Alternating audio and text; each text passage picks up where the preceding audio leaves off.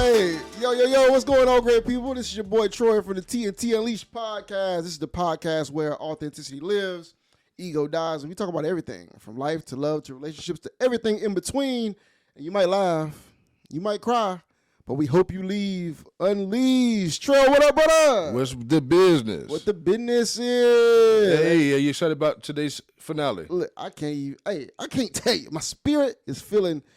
What's the word I'm looking for? It's feeling lifted. I feel good. You feel lifted? You feel good? I feel good, man. It's the season finale, season 1. Hey, can you dig it? Can you dig it? We cheers to that. Cheers, brother. Cheers to that, bro. Yes, sir. I can't believe we've gotten through 10 whole episodes. Yeah. That's crazy. I learned a lot along the way. I know you learned a lot. I mean, I know I learned a lot about myself. Yeah. I learned a lot about how to produce a podcast. It's a lot harder than I thought. It is. I know one thing. We couldn't do it without our super producer. That's a fact, Jack. Super producer, what up, dog? Super producer. Hey, Trey in the building. Hey, we appreciate you, Trey, more than you know.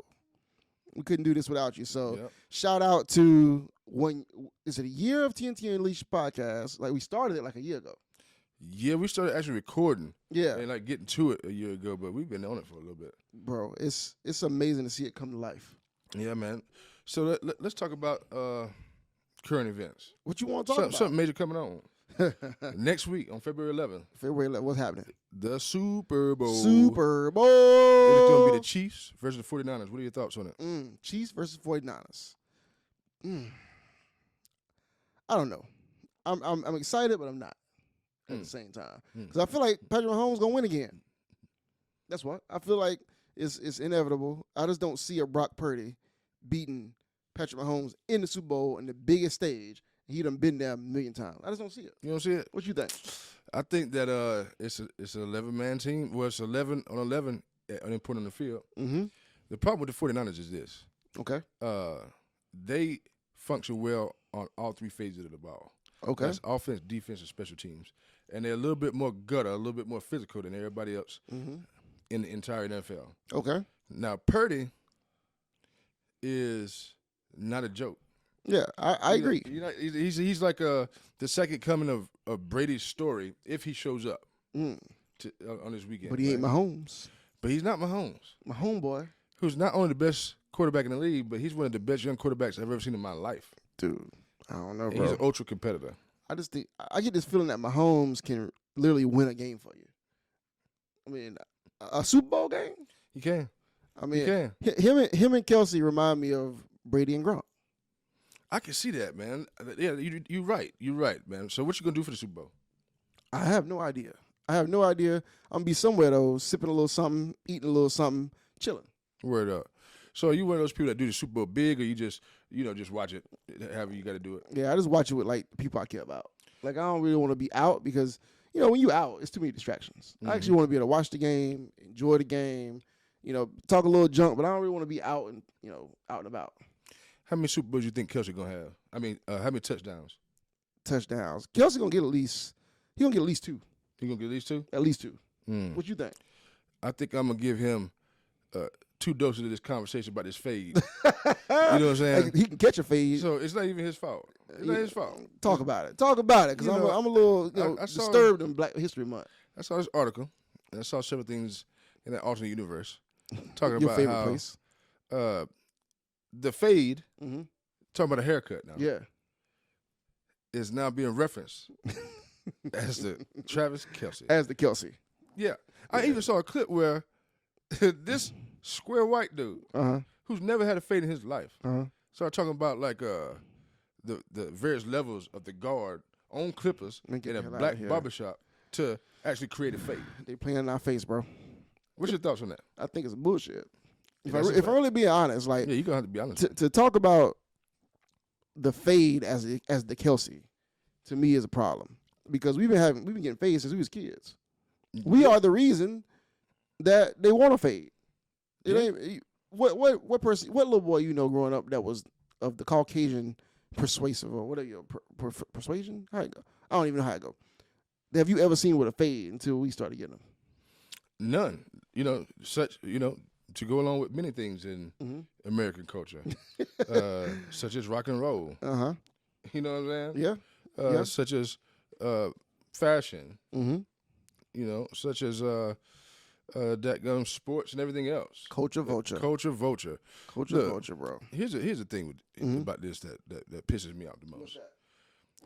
The white dude getting the fade ain't the problem. And they kind of like, well, there's a few things that bother me. This is not the most important. Let me be clear. This is one, no particular order. All right, tell me. The white dude with the fade ain't the problem. It's the white dude that's never had a fade talking about the white dude with a fade. That's the problem. It's like, how dare you?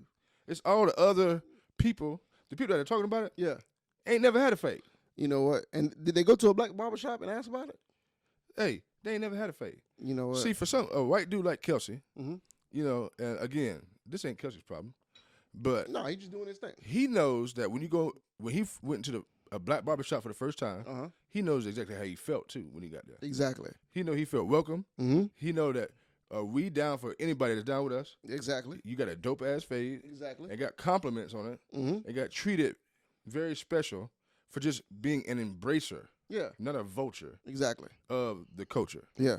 Then you take the media. The New York Times. The fade been around since 1930. And they act like it's new. Made it good, in the 60s or 70s. But at the same time, man, shit, this is just this is egregious, man. So that's like when they be getting dreadlocks and be acting like it's invented by, them. Matter of fact, the hipster culture is black culture. Yeah. But the media stole that too. Yeah, I'm tired. Look, I'm tired of you playing in our face. It's Black History Month. Like it's Black History Month, bro. Yeah, I feel like that's a part of the fade is a part of Black history. It's strategic. Yeah.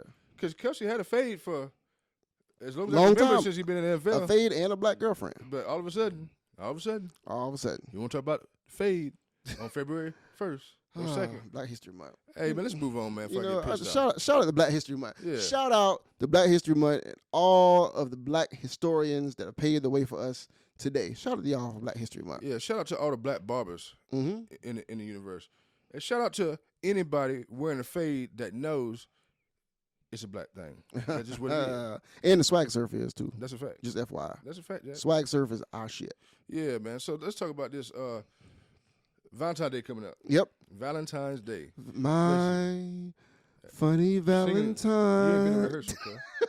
You have to come to rehearsal first. Okay. Okay, I'm going to rehearsal next week. Shit. Next week. Let's see, you got Valentine's Day traditions. You got what you do when you're in a good relationship with Valentine's Day. What do you do when you're in a bad relationship or a rocky relationship on Valentine's Day? What do you do when you're single? What touches your mind?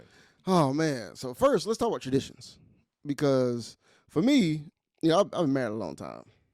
So me and my wife and I, that's how you say it. My wife and I started the tradition probably like 7-8 years ago. We got tired of the pressure of Valentine's Day, right? So we decided that we would do every other year. So every other year, one of us is responsible for Valentine's Day. You can plan whatever you want to plan. It's up to you. It's not like a high pressure thing. So last year was mine. This year is hers. And guess what I'm gonna do?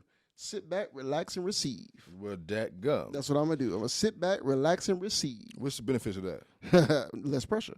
Look, I have to think all the time, all day, every day, trying to figure stuff out. Excuse my language. And sometimes it feels good to just be taken care of.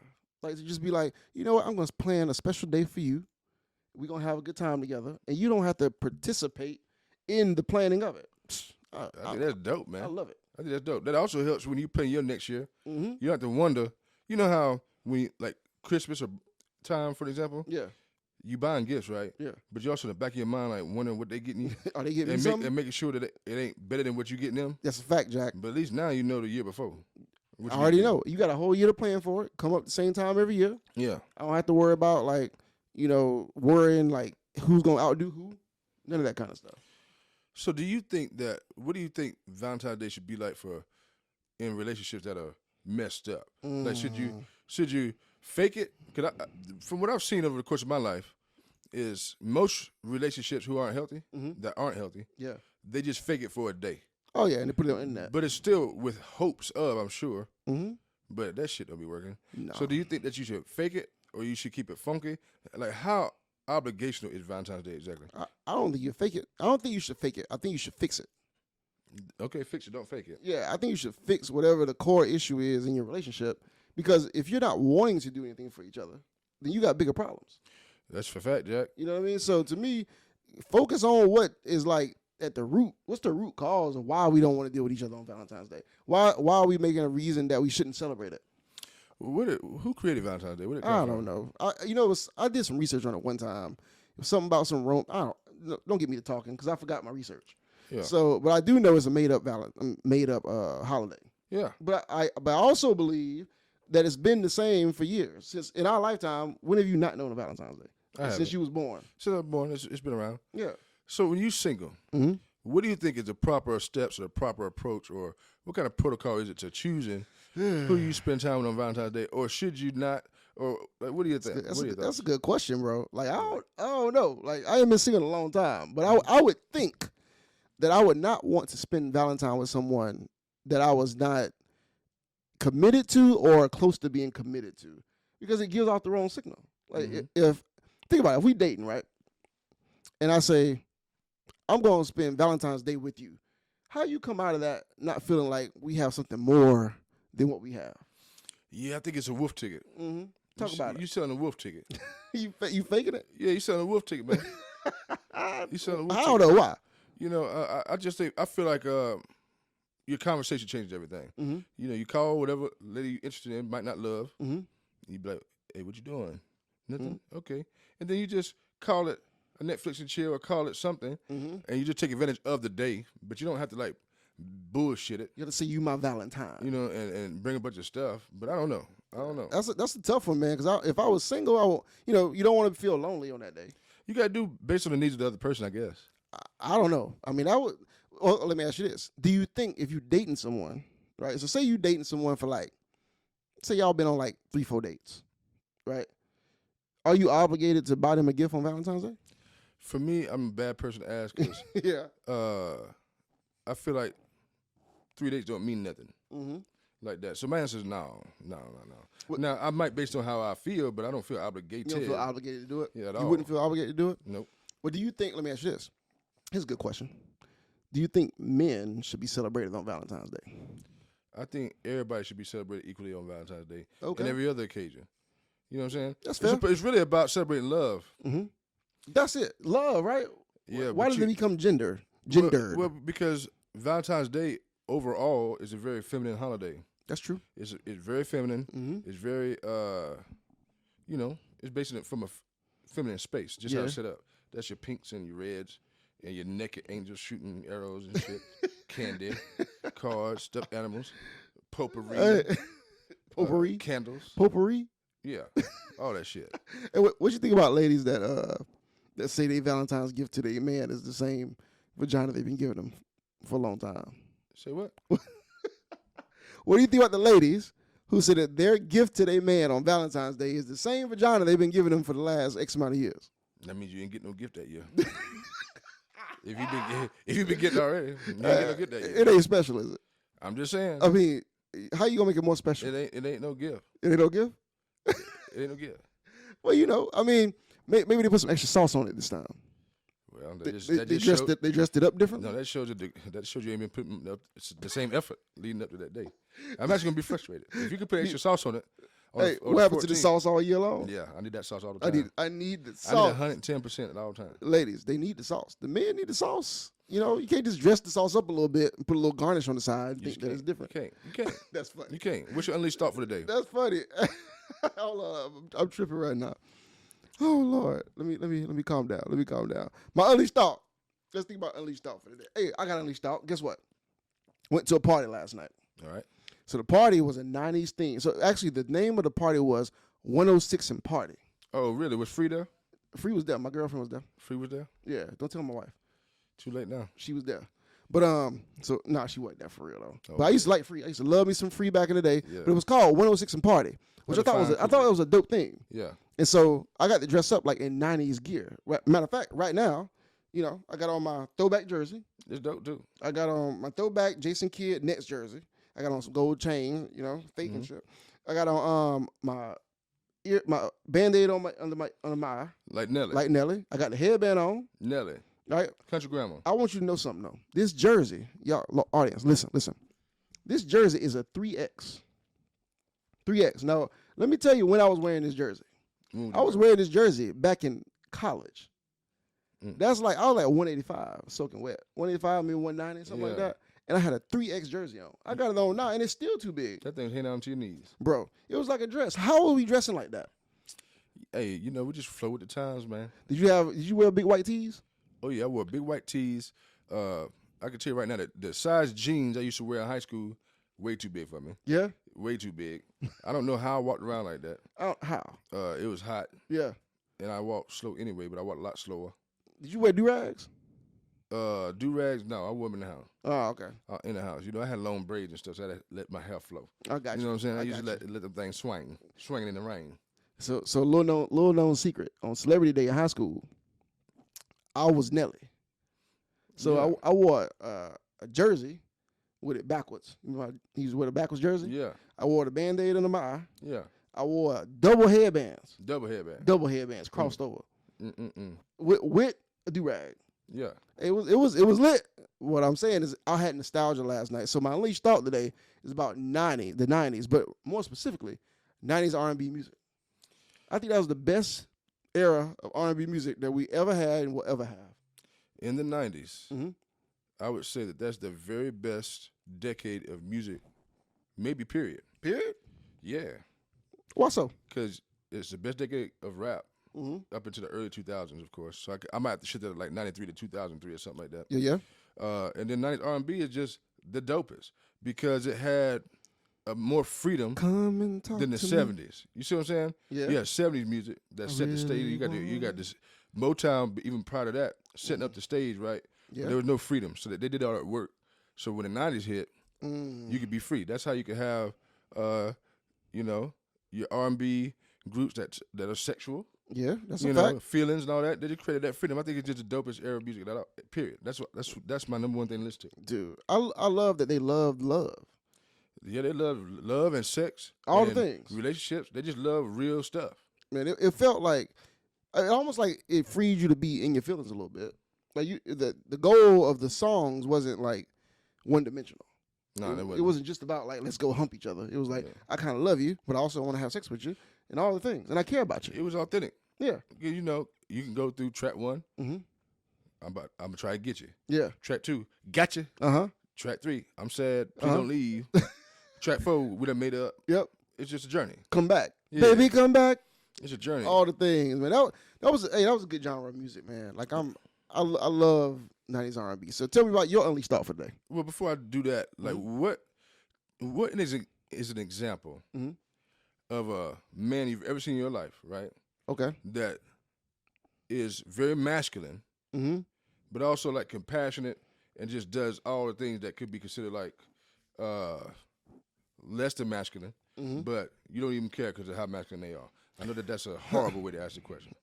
A masculine man who has traits of, who does all the things. You know what I'm saying? Like, for an example, I've got an uncle that I've sat, totally masculine man. Okay. One of the most secure people I've ever met in my life. Okay. Right? So this dude will get up, he go cut the yard, clean it up. He might go kill a hog, cook the hog. You know what I'm saying? He might go hunting.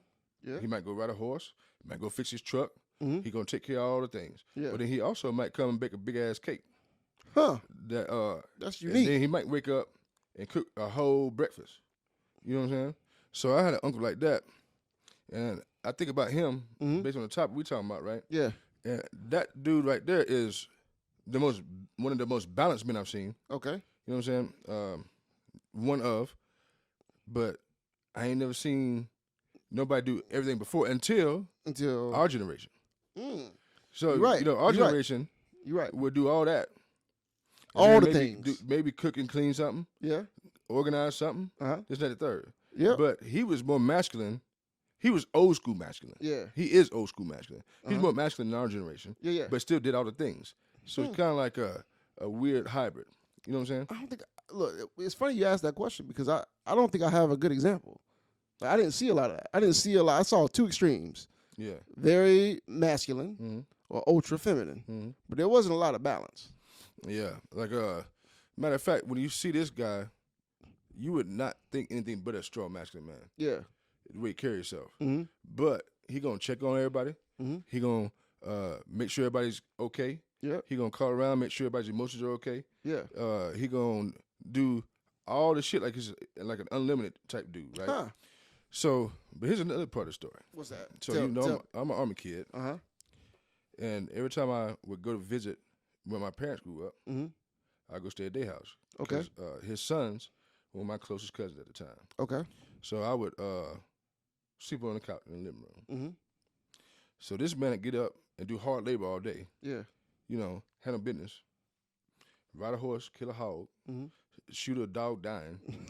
He might do all that, but he'll get up in the morning and cook a 3-course breakfast in his drawers.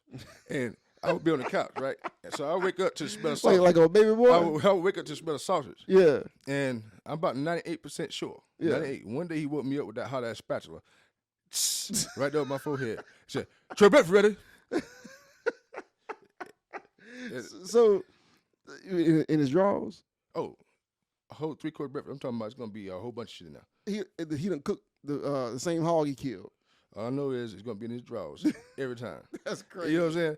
But he woke me with that hot spatula on the top left corner of my forehead. Wake your ass up, Trell. To tell me breakfast was ready. Look, I bet that bacon was busting though. All I know is I didn't even pay attention to it till I got old. I was like, man, that mom used to cook in his drawers.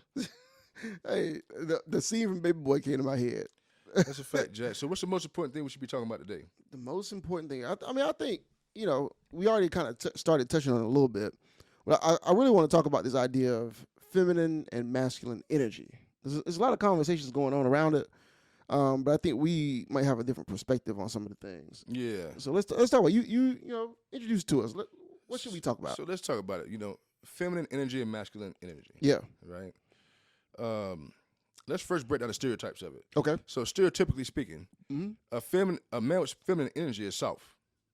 Yeah. Stereotypically speaking. Yeah. Stereotypically. Soft. No edge. Just,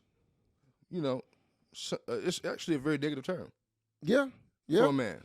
Yeah. I mean, if somebody call you feminine, you act like it's like an insult. Yeah, it is. It's insulting, right? Yeah. They might as well call you sassy. Or a little bitch. Yeah. Biatch. Yeah. Too short. What's your favorite song? What's your favorite word? Yeah. You know what I'm saying? Then you got a masculine energy that stereotypically is very strong and protective, but it's also very like reactive and volatile and shit. Yeah. It's not a balanced energy at all. Not always a good thing either. That's not a good thing either. Yeah. So I think the conversation for today is balance. How do we balance both? How much of it do you need? Do you need any of it? Yeah. Like, do you have feminine energy? Have you ever had to tap into it? If you have, like, tell me your story. Yeah, let's talk about it, man. Because, this is something I've struggled with actually over the years. Is like, how do you balance both? Because I think, if I'm being honest, I think I probably had more like feminine energy when I was younger until I realized that wasn't that attractive, and then I became way like hyper masculine because I was like, you know what? Nah, I need to put my chest out a lot more. But what's changed me though is now that I have a daughter, I now understand balance, right? What I've had to understand is there's a time for masculinity and there's a time for femininity and there's a time for both. But if you don't have balance in between the two, then you could very easily be unhealthy in a lot of ways. Like my daughter she needs a example of what masculinity looks like. But she also needs an example of what a man nurturing her looks like, too. Yeah. What does masculine energy look like to a kid? Like that stereotypical energy? Yeah. So I think to a kid, masculine is like structure. It's assertiveness. It makes her feel safe and protected.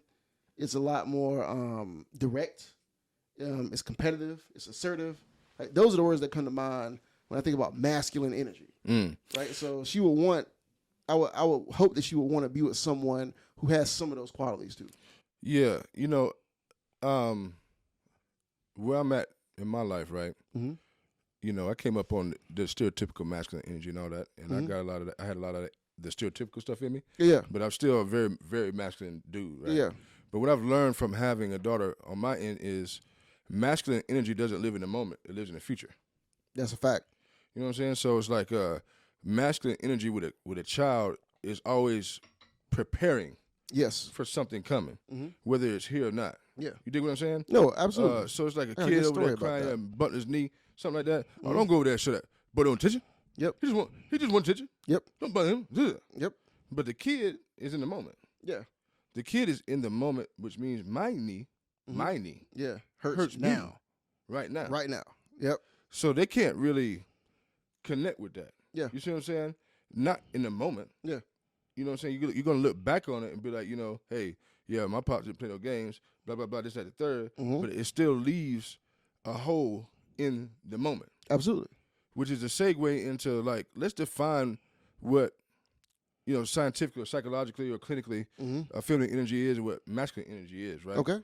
And it's, first I want to start off, like, the whole definition of it is the problem. Okay. Talk to me. The fact that one set of things is called feminine and one set of things that's called masculine is actually the problem. Okay. It's just a narrative. Talk to me. Talk to me. So feminine energy is described as intuition, empathy, creativity, nurturing. Yep.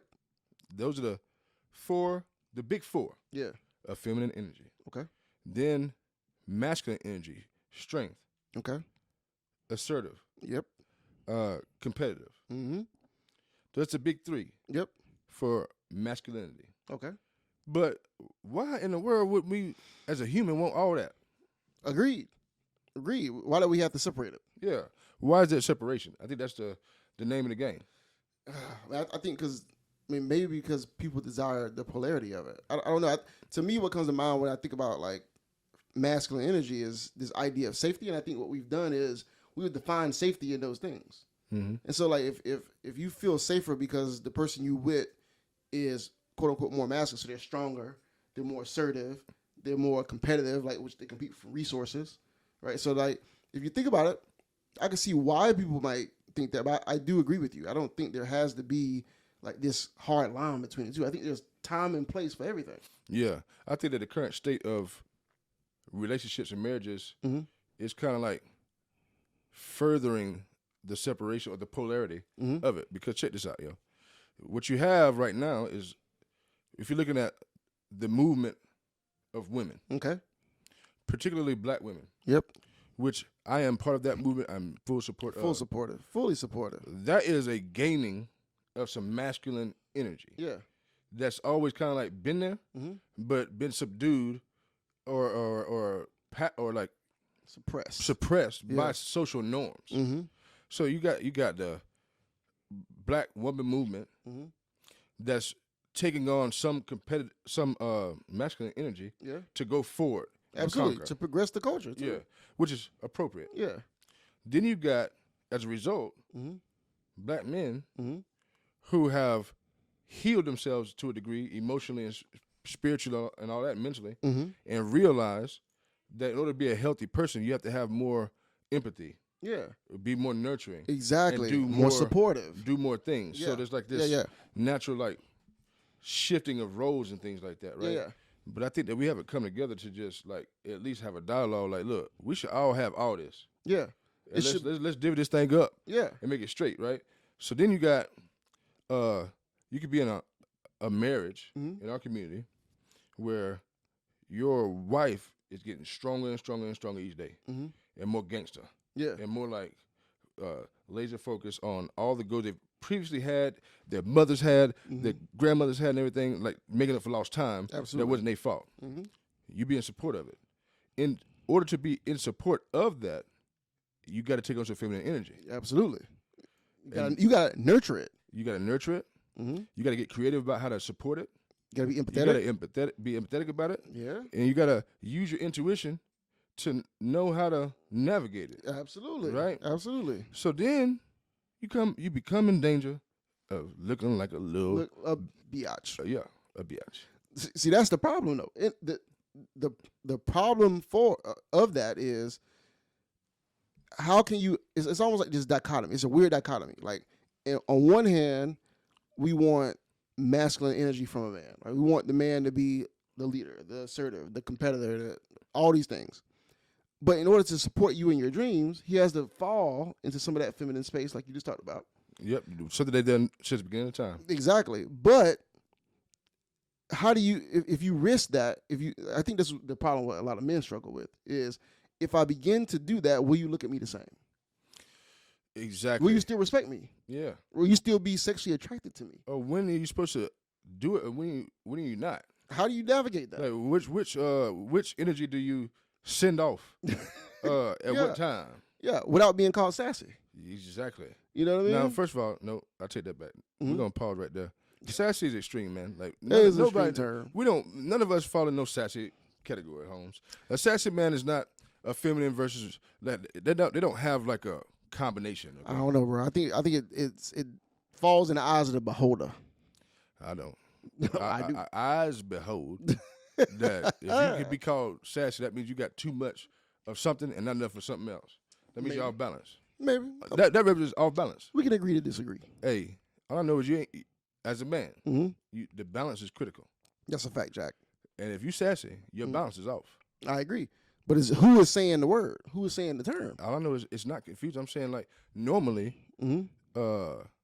amongst mature people, we'll all agree on the sassy man. But what if you were a woman who has never seen a man with any kind of feminine energy? You never experienced a man with any kind of feminine energy, and all of a sudden he do something like express, or he's really nurturing to the kids, and it's like, what you doing? Yeah, you know. I think that's a good question. So, feminine energy in a balanced man does not show up as a woman. Okay. It shows up as a man doing shit that you never seen men do. That's true. So that means you can still express yourself and communicate, convey thought and feelings as a man. But many of us, well, many people who are just tapping into feminine energy, you're getting their feelings for the first time. You don't know how to do that shit as a man. You might show up a little shaky. You might show up a little janky. You right. Yeah, you might. It might come off what one would call sassy. You know what I mean? But at the same time, taking on new energy and new ways of thinking and operating should never be viewed negatively. I agree. I will say, however, that it's like the pain and suffering that women in our community have been through since the beginning of history, right? Yep. Which is all based upon like being at the mercy of supporting someone else's dreams and goals. Yeah. It's almost like shit. Like nobody's safe. Like everybody can pay back for that. You know what I'm saying? Like everybody can pay back for that shit. You're right. Like, you're gonna sit down and you're gonna do this and that third. Yeah. Right. But then there could be a time where she come back from, being an entrepreneur or being a high level executive and all that, and wants to feel like a stereotypical feminine woman. Exactly. And want to experience a stereotypical man. Masculine man. Yeah. So we either need to figure out how we're going to discuss this thing or how we're going to balance it out. Yeah. How do we do it? Because our default is masculine. Yeah. That's all we know. Exactly. You know what I'm saying? But what I would tell you is the benefits of being aware of feminine energy and figuring out how much of it you need. Yeah. Is it does make you a stronger man. It made me a stronger man. Yeah. Is what I would say. I can see why, though. So, because it makes you calm your pride down a little bit. Live in the moment. Yeah. And not just looking at just the future and worried about outward shit all the time. Absolutely. It makes you understand yourself. Yeah. And things like that. But at the same time, that's still a craving to a woman. Yeah, to like feel that stereotypical, like give me an old school stereotypical man walk in the house and just be demanding for some shit. Dude, I'm with you though. I've struggled with that, bro. Well, it's a trial and error right now because it depends on the mood of the woman. Yeah. Which is control, really. Bro, I've literally had this battle, like, because my mind literally goes to, like, decisions and logic. And how do I take care of this? How do I prepare for this? All these things. But sometimes my wife just wants me to be present. Or she wants, I can't be as creative as I really want to be because I'm always thinking about solutions and stuff. You know what I mean? So I struggle with this stuff, and I'm still trying to figure it out. I'm still trying to figure out how to balance masculine and feminine energy and still maintain my frame. Shit, is that the real problem, or should we be discussing what things look like now that both parties have a mix of energy? All right. I don't know. Because, ladies right now have a mix of energy. And that's shocking dudes. Yeah. Right? A lot of dudes especially weak-ass dudes. You see what I'm saying? Yeah, you're right about that. I'm a more masculine guy. Yeah. Which means I needed to take on some feminine energy. I was more of that stereotypical shit. Yeah. So I created a more balanced dude. Mm-hmm. But so I can handle that masculine energy that comes from a woman. Mm-hmm. But I'm not sure that newfound feminine shit is nurtured or welcomed or anything like that. So it's like, when do you use it? When do you not? And then it's going to turn people off who are trying. Yeah. But you really need it for yourself. Agreed. But I don't know what to do, man. I'm in a pickle. I mean, too, because it gives you some freedom, though. I mean, like, to be able to understand both sides gives you some freedom to be more human. That's what I think it does. But the question becomes, what's attractive to whoever it is that you're with? But see, you can't, if you evolve, right? Say you, as a person, you evolve to more balance. Unless the other person can receive that well, then what does it do for attractiveness? That's what I don't quite understand. Yeah. I think what it's done from an attractiveness perspective is it's made us more controllable. Tell me more what you mean. What that means is the actual answer in the current state of affairs is you put out that feminine energy whenever that woman says, and you put out that masculine energy whenever the woman says. Yeah. Period. I got you. That's when you do it. I'm picking up what you're putting down. That's when you do it. They know. We don't know nothing about this. I'm new. Like, hey, it's not my fault. I'm an 80s baby. Yeah. And I just learned about my feelings and my inner child and all that, and my dadgum empathy and all that. Like, I'm in process. I'm in process of becoming something greater. Yeah. But shit, I ain't soft. Yeah. I'm just now in touch with stuff that I'm just learning about. I have no idea how to navigate it. Yep. I have no idea what to do about it. So then that means I got no example. A woman in that situation needs to, if you are unleashing some of your feminine energy, they need to meet you with that feminine energy and teach you how to use it. Yeah. Rather than act like you're a little bitch. Exactly. Like judging me for it. Yeah. I mean, because you know how men are. Men respond to like consequences. Like, how does something feel in that moment? So if I dig into some of that feminine energy with a woman and it's met with discourse or it's met with like unsurety or if it's met with like judgment, I'm way less likely to do it again. Oh, facts. Let me ask you this. So growing up, when you would see like a parent or a caretaker telling a little girl, right, a little young lady, right, what to look for in a man. Yeah. Matter of fact, you got a twin sister, so I'm sure you've heard all this. Yep. So what was the most consistent 2 or 3 things that little girls when we were growing up were taught to look for the man? Yeah. Is he ambitious? Is he a protector? Is he a provider? That's it. Can he protect you? Can he provide for you? And can he teach you something? Right. Like, those are the things. You didn't hear nothing about no emotion up in there. None. Nothing about nurturing. Yep. Nothing about supportiveness. No. It was just, those are the things that a man's supposed to be. Yeah. So in today's society, what do you think little girls are being taught now? Like, what do you think little girls right now are being taught to look for the man? Yeah, you need a man that's emotionally intelligent. Right? So it's still protect, provide. Right? So you gotta protect, you gotta provide. They gotta be able to teach you something they can look up to. Right? But then they gotta be emotionally intelligent, in touch with their emotions. They gotta be able to express their emotions. They gotta be able to nurture you. They gotta be able to support you. Right? All those things. Like, so there's this big old spectrum of things that you now have to be as a man.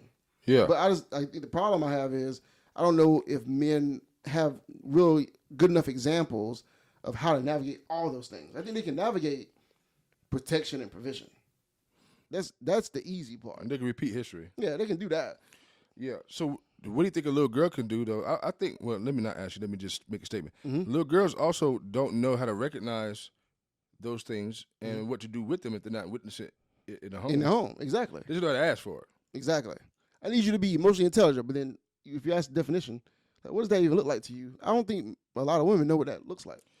Yeah, I think that's true for both sides. You know what I'm saying? That's true. Yeah. But at the same time, I think it's killing relationships because everything now has to be to completion.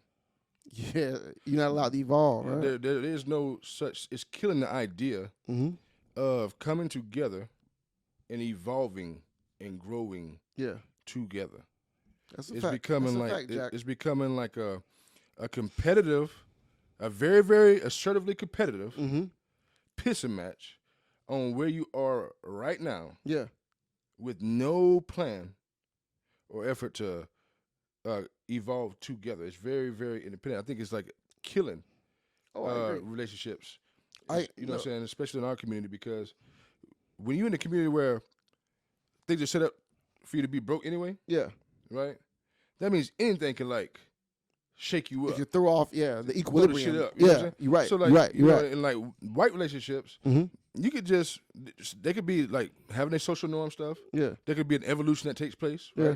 But the woman ain't gonna leave nobody providing a certain type of lifestyle. Yeah. So now the name of the game is just money and what you got. That's it. Which might not be bad, but it's true.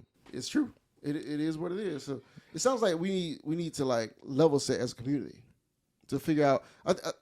The word that comes to mind for me is allowingness, like allowing each other to evolve in the moment. Like right now, we look at each other like you need to be a complete product, you need to be a complete product, and then we come together. When really we need to be two people evolving into something, into better humans. Yeah, I would say yes and no to that. Okay. I think from a healthy standpoint, that's how it's supposed to be. You two healthy people come together and evolve or make each other's lives better. But shit, in our demographic, there's healing and growth to take place. So I almost believe like it should be more like it's mandatory. Like we can come together and evolve once you demonstrate you've done your due diligence to balance yourself out. And the other person has too. And then move on, but just understand like what the business is. So, I can't tell exactly when masculine or feminine energy is appreciated. I know when to actually implore it. You know what I'm saying? What would appreciated look like? I guess I don't. You say you can't understand when it's appreciated. So if you do something in a feminine frame, what would that even look like? Like I don't know. What that means is, I'm very into it, my emotions. I'm quote unquote a very emotionally intelligent person now. But I'm also high empathy. And I pray to get closer to my intuition. So what that means is I'm very like into the emotional space. I would love to talk about feelings and shit. That don't mean I'm gonna break down crying or talk with a softer voice when I do it. That just means I'm down to talk about it. Down to talk about it. Because I understand the healthiness of it. You know what I'm saying? So even if it goes over well, that still took a lot of work. That's not an easy place to get to. It before. I don't know. I ain't never seen my daddy have no feelings talk. It's more like you spend all day cleaning up the house. And whoever you're trying to impress walk in the house. And they don't acknowledge the house clean. Oh man. It's the same thing. Same thing. Like I did all this work to be able to talk to you about my feelings, my emotions, to tap into feminine energy, and when I do it, what's even worse is not that it's not even acknowledged, but it might even be ostracized. But even in a more like innocent way on both parties, I think what oftentimes happens is historically, one person has to assume one role, one person has to assume the other role. So what's happening, I think, for women in our demographic is, okay, you put out this feminine energy, so I'm going to give you this masculine energy. And they don't realize that I can give you that shit too. I got that in my pocket right here, right now. I'm trying something new. I didn't want to be necessarily met with that. You know what I'm saying? I wanted to, put a little dash. That's how much you're supposed to have, like dashes for moments. You're not supposed to, in terms of like the balance, right? Of a masculine man. I'm going to give you this dash, but if you meet this dash with a little dash of your own, like don't be putting hot sauce on top of my sugar. Shit. You know what comes to mind for me, man? Is this idea of, I feel like a lot of people say they want emotionally available people, but I don't know if the other side of emotional receivability is being taught. Like how do you even receive someone that is now expressing their quote unquote more feminine side? Like who's taught that? Like who? I don't know. I'm just not figuring it out. I think it's a lot of it has to do with state of affairs, just in the world. Yeah. So let's say the last 4 years. Mm-hmm. So you've had let's say 5 years, okay? Yeah. In our demographic, you've had ladies stand up and be like, "We're not taking this shit no more. Mm-hmm. We going to handle this business." No, you won't go. And I think it's dope, right? Mm-hmm. So that's their shit. Yeah, exactly. But they've also had to suppress all those feelings, and all those emotions, and all that feminine energy, or the feminine energy they've only been able to share the parts that are socially normed as okay to share. Yeah. So I don't think that they're taking on new emotions. Mm-hmm. I think they're just sharing shit that they've always thought. They always thought it. Yep, I agree. They've always had it. Yep. And they've always been just as cool as your ass, or just as smart, or just as gutter. Yeah. But they could never share it and still be deemed feminine. Yeah. And now I think masculine men realize that this is actually very unhealthy if I have none of this other energy. Yeah. So I'm going to tap in, I'm going to understand this energy, and I'm going to work through it, right? So you have like this evolution happening individually in the two groups, right? Yeah. But we should really be coming together and become our own little fraternity or sorority. And cause we both can understand what that looks like. So socially norm-wise, I wasn't allowed to down understand my emotions and shit. Yeah. And talk about them. I'm learning this right now. Yeah. And then ladies could be like, well, shit, I couldn't be strong, assertive, and competitive. Exactly. Now that's what I'm doing. Yeah. But we could relate in the process. Agreed. And I think that fact that we're not relating in the process, or not joining each other, because we're going through the same process at the same time. Yeah. If you really think about it. Yeah, it's a fact. But it's a fact, Jack. But it's not being celebrated. It's being it's creating friction. It's like a war. It's creating friction, yeah. Yeah, and it's unnecessary if we actually just sat down and talk to each other about where we are, what we're going through. And then it becomes a debate on who's becoming stronger. So, but in reality, there is no such thing. Both groups are gaining new skills or qualities. That's it. That's it right there, brother. That's it. So we gotta have. We're doing the same shit at the same time. Exactly. It's just coming from different places. I just had an unleashable moment. We're just coming to the middle of a spectrum. We're becoming less polarizing. Yeah. At the same time. Yeah. But not celebrating the process of it. Of doing it. Yeah. We're both mad at each other. Yeah. Because of the new energy we're being introduced to. How we mad at each other for going against or for executing on the same thing we said we didn't want? I think because we both blame each other for, I think the media and just the narrative that's created about black people in general, the controllingness of it, is making us bitter at each other. Like, black men function a certain kind of way based on what social norms dictated in most cases. Man. And so did black women. Yeah. But I think black women think that we were this way because we were just this way. Yeah. Or maybe vice versa. Yeah. Just to be fair. But, I think that it's critical that the conversation becomes, we are on the same journey in two different directions. That's it right there. That's unleashing. So that way, one person can be like, "Oh, I've been down that road before." Yeah.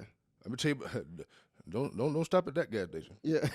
yeah. Make sure you get your tires changed before you hit this mark, and we can do that for each other. And it's messing up the rotation. Man, it's messing up the rotation bad. But I do have a solution for like a masculine man. I'm talking about a truly masculine man. Like nobody confuses the man for anything other than masculine. Yep. That also has that feminine energy. Yeah. You actually become a higher level of a masculine man because you could do it while still being masculine. Absolutely. And I'll tell you, if you're struggling in relationships, I got a solution. Yeah. Let's say you're in a relationship. Woman think, you've been acting a little feminine lately. You've been talking about your feeling too much. Yeah. I got an idea. What's that? On what to do.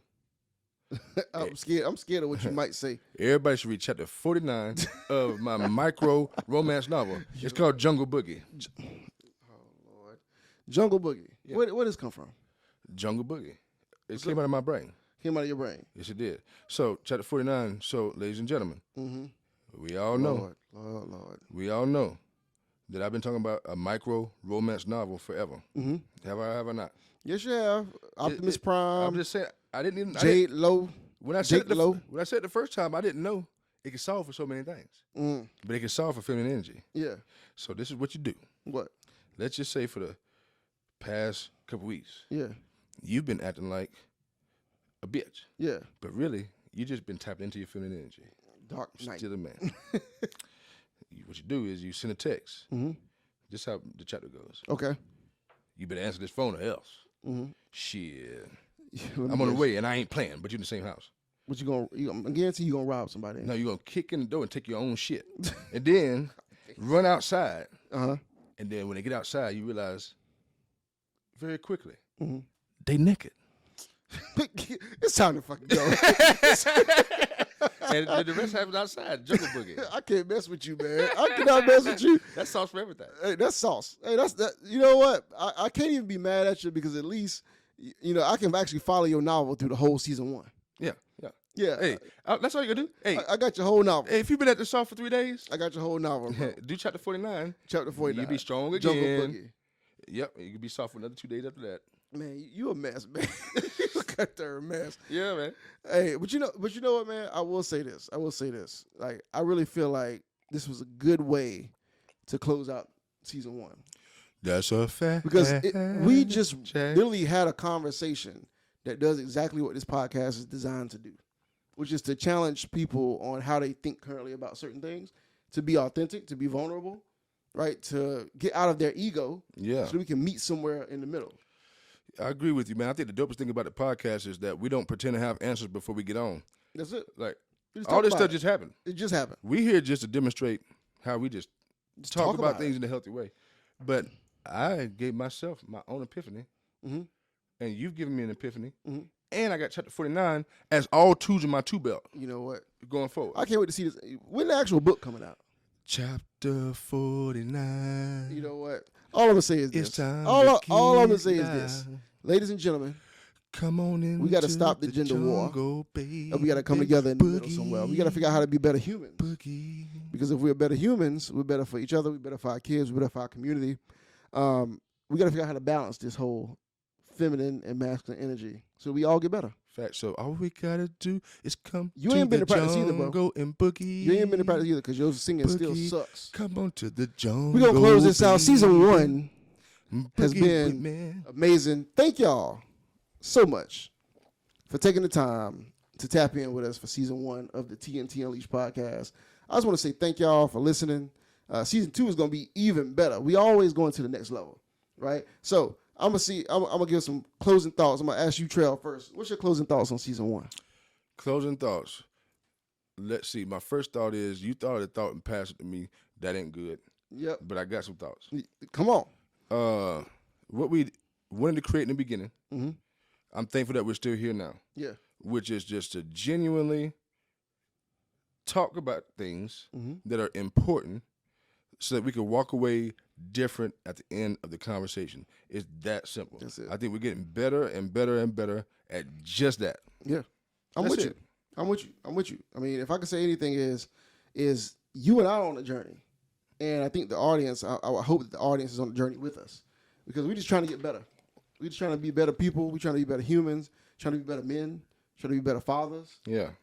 But it all is rooted in the same thing, which is what? Authenticity and vulnerability and the ability to release ourselves and unleash ourselves of our ego. So that's what season 1 has been about. And it's going to get better and better and better, bro. So I want to say I love you. Much love to you, brother. Yeah, I appreciate you for being my partner in this journey. Right on. I want to say shout out to our super producer. Super producer. We appreciate you, Miss Tradia. We appreciate you.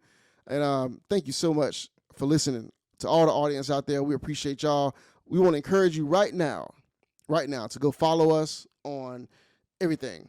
Go follow us on Instagram, TNT Unleashed Podcast. Follow us on TikTok.